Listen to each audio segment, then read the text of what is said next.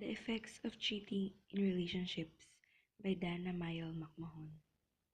There are different types of relationships that a couple can be in.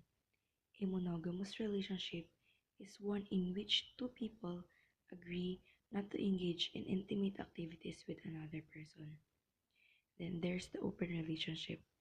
This is when each party agrees that intimate involvement with another person or people is acceptable. In an open relationship, there's no such thing as cheating. It's the monogamous relationships that feel the heavy impact of cheating. Cheating can be many things. It can depend on the people in the relationship, their ages, and age of the relationship. The circumstances under which the couple met may play a factor. For some, simple flirting with another person is considered cheating. Having a cup of coffee or a dinner out may be perceived as cheating. Kissing another person might be considered cheating. Being sexually involved with another person is nearly always considered cheating. Hopefully, the parties in a committed relationship have similar ideas of what constitutes cheating. The worst part of cheating is the secrecy. Cheating involves sneaking around and lying about who you've been with, where you've been, and what you've been doing. There are many levels and degrees of cheating. Some might think that a one night stand isn't as bad as the long lasting affair. A one night stand implies that the intimate affair happened only once. It may have happened with the person you just met, or it can happen with someone that you've known for some time. Either way, the assumption is that it's a one time event. When that one time event happens more often and turns into irregular meetings, it's considered an affair. It's not uncommon for what one thought would be a one night stand to turn into a long lasting affair. If you're the person who was cheated on, however, the level or degree doesn't matter. It hurts no matter what the type of cheating was. The reasons that people cheat are many.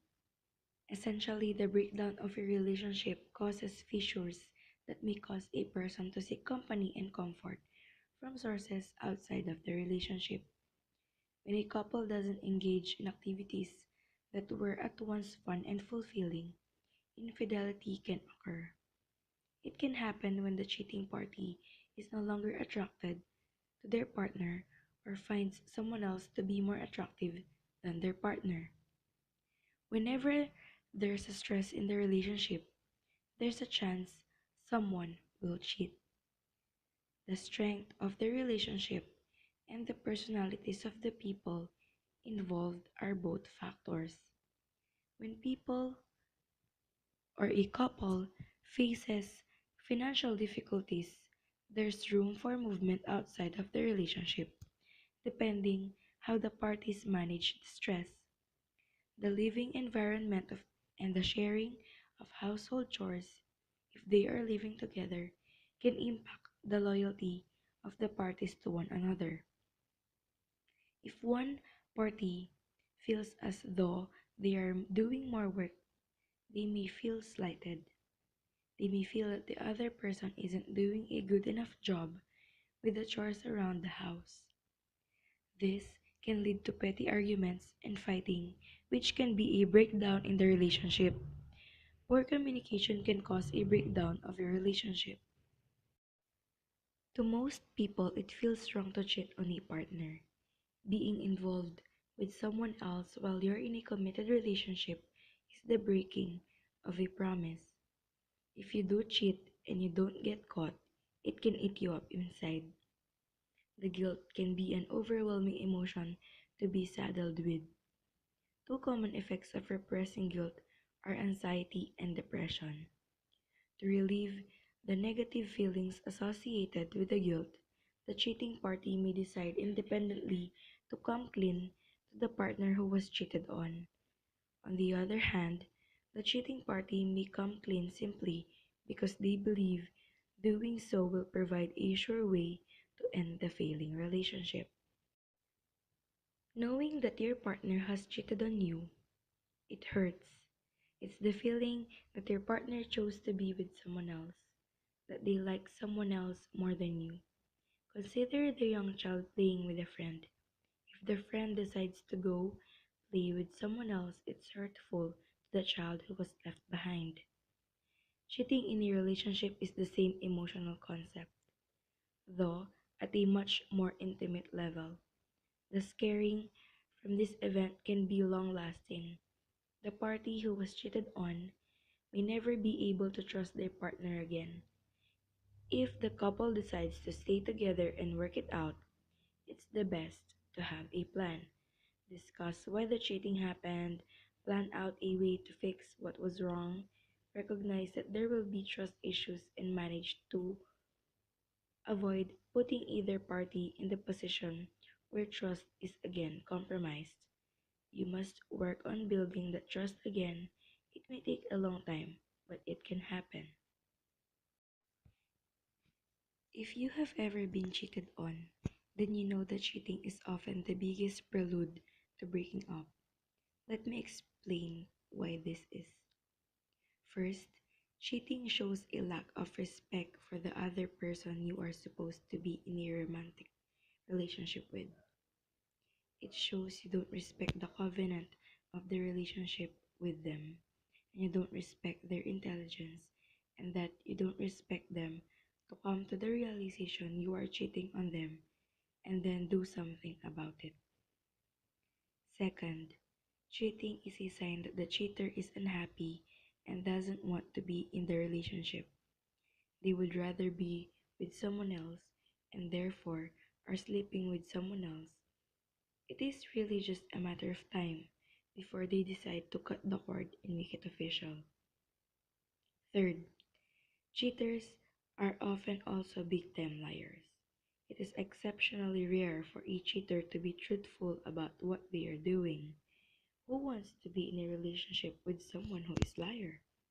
It is a really just a matter of time before the lie is discovered and the lies pile up to the point that the proverbial relationship breaks. Fourth, cheaters are cowards.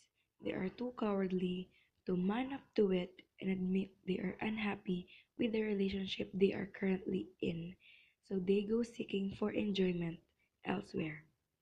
This cowardice is a vice that will ultimately lead to the relationship ending, often in a cowardly way, such as breaking up via text message, phone, or email. Fifth, cheaters suffer from a communication problem. They don't communicate their unhappiness. They don't communicate they want something or someone else. They don't communicate their own cowardice of the situation they are in. Lack of communication is one of the biggest factors that causes couples to break up. Sixth, cheaters often cheat using sex, which shows that they are probably very sexually active and they only got into the relationship because of their sexual appetite in the first place. But now that they are in the relationship, they have determined that the person they are with isn't really sexually compatible. For whatever reason, cowardice, habit of lying, etc., they choose to find a new sexual partner to replace the current sexual partner before they even break up the relationship. Taken altogether, a single act of cheating on someone shows a clear direction towards an impending breakup, or in the case of an unhappy marriage, a divorce. A happy marriage that has cheating it in might will become an unhappy marriage, which again later leads to divorce. It is rare, in my opinion, that a marriage is strong enough to remain happy after an event of cheating has occurred and discovered.